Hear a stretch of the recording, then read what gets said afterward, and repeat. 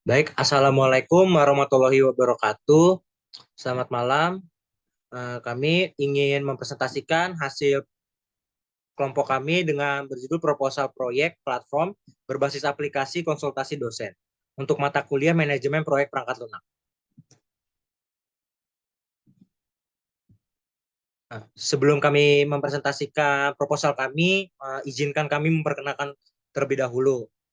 Pertama ada saya, Injelor Wanciligus Sepela Penangga dengan NIM 2021 31086. Selanjutnya ada teman saya. Saya Dwika Lintang Nugraha dengan NIM 2021 31085.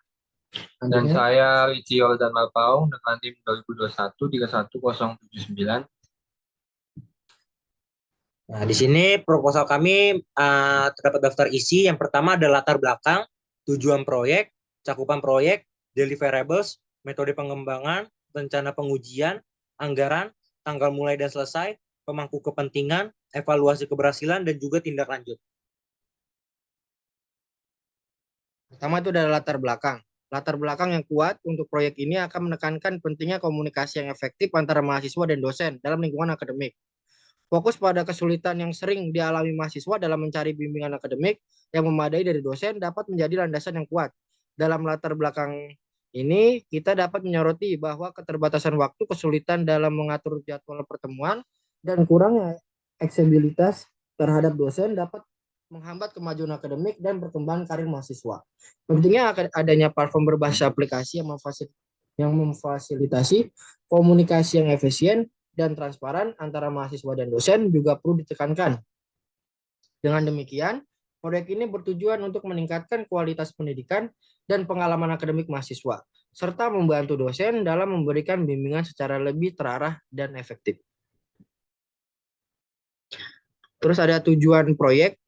Yang pertama itu meningkatkan kualitas bimbingan akademik bagi mahasiswa. Yang kedua, memudahkan interaksi mahasiswa dosen tanpa hambatan. Kemudian yang ketiga ada optimalisasi jadwal konsultasi yang fleksibel. Yang keempat ada transparansi proses konsultasi akademik. Yang kelima mempererat kerjasama mahasiswa dan dosen dalam tugas akademik. Yang ketujuh ada memperbaiki pengalaman belajar mahasiswa. Dan yang terakhir itu ada platform aman untuk pertukaran informasi antara mahasiswa dan dosen. Selanjutnya cangkupan dari proyek yang kelompok kami kerjakan yaitu yang pertama antarmuka yang intuitif dan responsif untuk semua pengguna.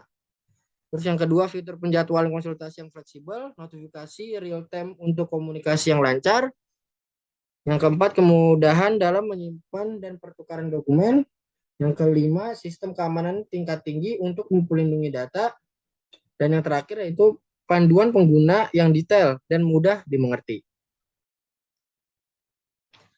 Deliverables.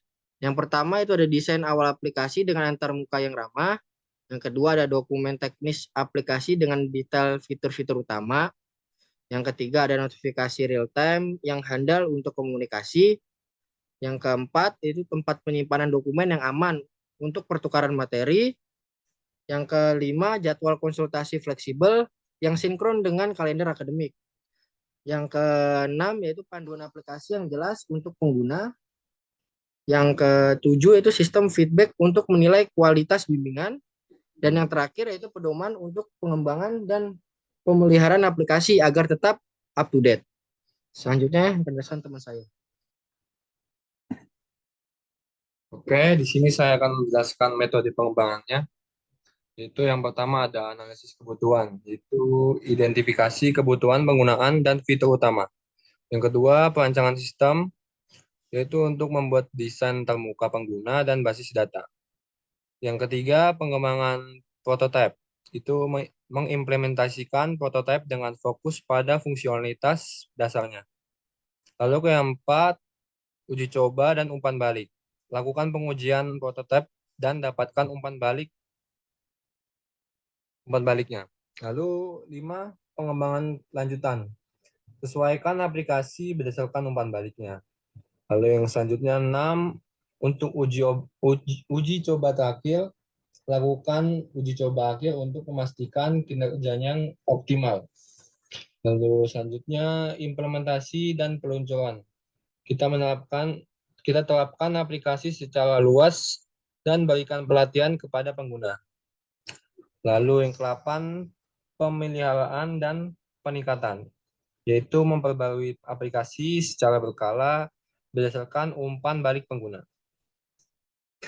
Lalu rencana pengujian, yang pertama pengujian fungsional, yaitu fungsionalitas setiap fitur yang ada dalam aplikasinya. Pengujian antarmuka pengguna, uji coba antarmuka pengguna untuk memastikan pengalaman pengguna yang optimal.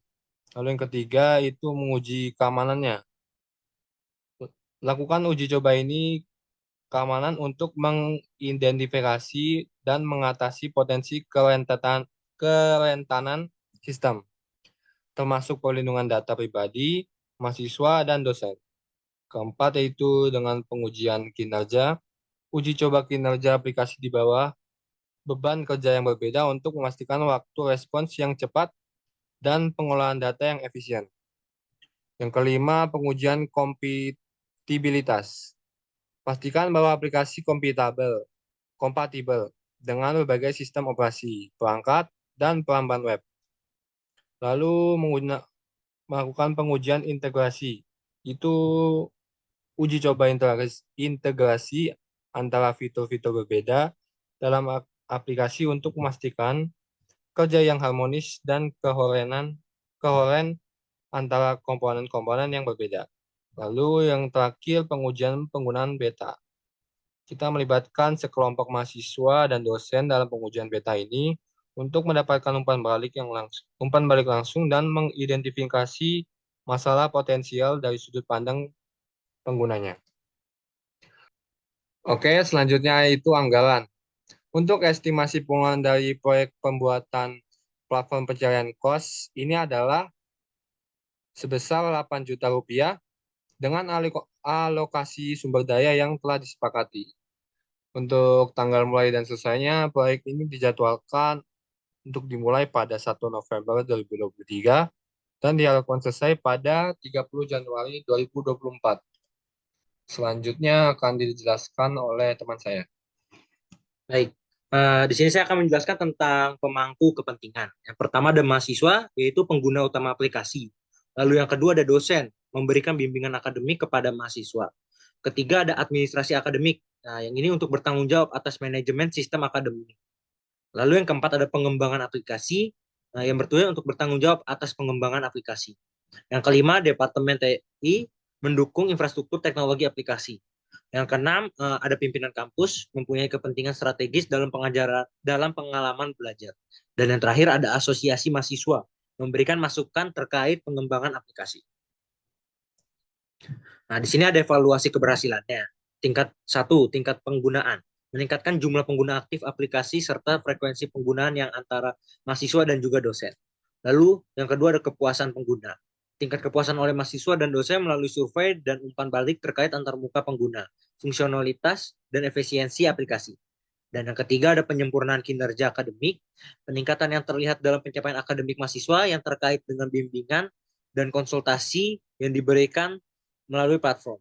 Yang keempat ada efisiensi waktu, pengurangan waktu yang diperlukan untuk menjadwalkan dan mengadakan pertemuan antara mahasiswa dan dosen, serta mempercepat respon dan dalam memberikan bimbingan akademik.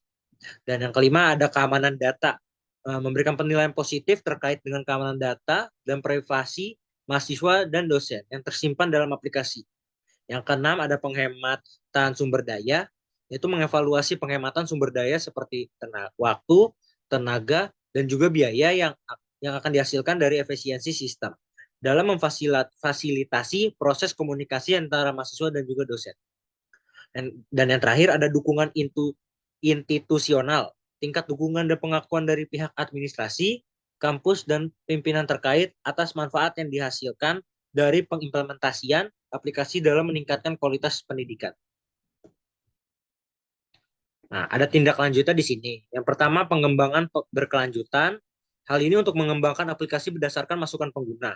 Lalu kedua, ada pelatihan dan juga pendidikan, memberikan pelatihan dan pendidikan berkelanjutan bagi mahasiswa dan juga dosen. Yang ketiga ada pemantauan dan evaluasi, melakukan pemantauan dan evaluasi kinerja aplikasi secara berkala. Yang keempat ada berkoordinasi dengan himpunan mahasiswa. Hal ini berkoordinasi dengan himpunan mahasiswa untuk mendapatkan masukan lebih lanjut. Yang kelima ada peningkatan keamanan, meningkatkan keamanan sistem secara berkala. Yang keenam, menyebarkan informasi, menyebarkan luaskan manfaat aplikasi kepada masyarakat kampus melalui berbagai media. Dan yang terakhir ada kerjasama kelembagaan, mengembangkan kerjasama dengan departemen lain di kampus untuk mengintegrasi aplikasi dengan sistem yang ada. Baik, mungkin sekian dari kelompok kami. Wassalamualaikum warahmatullahi wabarakatuh.